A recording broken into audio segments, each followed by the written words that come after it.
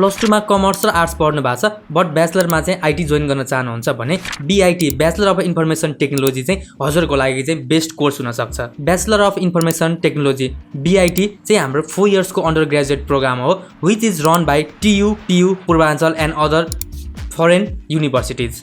यो चाहिँ 4 वर्षको प्रोग्राम हो एन्ड 4 वर्षको प्रोग्राममा हजुरको 8 सेमेस्टर हुन्छ which includes programming coding and अरू डेभलपमेन्टको कुराहरू नेटवर्किङको कुराहरू चाहिँ यसले इन्क्लुड गर्छ। नाउ यदि हजुरलाई बीआईटी पढ्न मन लाग्छ भने चाहिँ देयर इज सर्टेन क्राइटेरिया हजुरले चाहिँ त्यो फुलफिल गर्नुपर्ने हुनेछ। फर्स्ट क्राइटेरिया भनेको हजुरले 12 इयर्स अफ स्कुलिङ चाहिँ कम्प्लिट गरेको हुनुपर्छ। जुनै स्ट्रिमबाट गर्नु भएको भए पनि केही पनि प्रब्लम हुँदैन।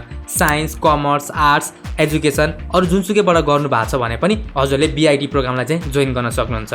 सेकेन्ड क्राइटेरिया भनेको हजुरले +2 मा चाहिँ मिनिमम पनि सेकेन्ड डिभिजन चाहिँ लिएर आएको हुनुपर्छ एन्ड हजुरको चाहिँ एटलिस्ट पनि सी ग्रेड आएको हुनुपर्छ और 2.0 जीपीए भन्दा धेरै आएको हुनुपर्छ 11 मा 12 मा।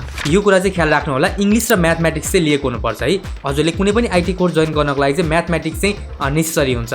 सो म्याथमेटिक्स चाहिँ लिएकै हुनुपर्ने हुनेछ। यदि हजुरले चाहिँ ए लेभल पढ्नु भएको छ भने चाहिँ हजुरको डी ग्रेड आएको छ सबै सब्जेक्टमा भने चाहिँ हजुरहरूले बीआईटी प्रोग्राम चाहिँ जोइन गर्न सक्नुहुन्छ। एडिसनली हजुरहरूले चाहिँ सिटीबीटी को 3 इयर्स डिप्लोमा इन इन्जिनियरिङ गर्नु भएको छ भने चाहिँ हजुरहरूले पनि जोइन गर्न सक्नुहुन्छ। त्यसको लागि हजुरले इंग्लिश र म्याथमेटिक्स चाहिँ एज अ सब्जेक्ट लिएको हुनुपर्ने हुनेछ। वेल यदि हजुरको यो तीनवटा क्राइटेरिया चाहिँ फुलफिल भएको छ भने चाहिँ now you are eligible to take this course. नेपालमा चाहिँ बीआईटी पढाउने चाहिँ धेरै कलेजहरू छ है। अब यो चाहिँ mostly TU PU Purbanchal and other युनिभर्सिटिजहरुमा पनि पढाइ हुने भएको कारणले गर्दाखेरि चाहिँ हजुरले आफ्नै लोकल एरियामा या आफ्नै वरिपरिको कलेजहरुमा आईटी कलेजेसहरुमा पनि यो कोर्सलाई चाहिँ हजुरले पाउनुहुन्छ। यस्तै इन्फर्मेटिभ भिडियोजहरु हेर्नको लागि हामीलाई सब्स्क्राइब र फलो गर्नु होला and thank you so much for watching this video.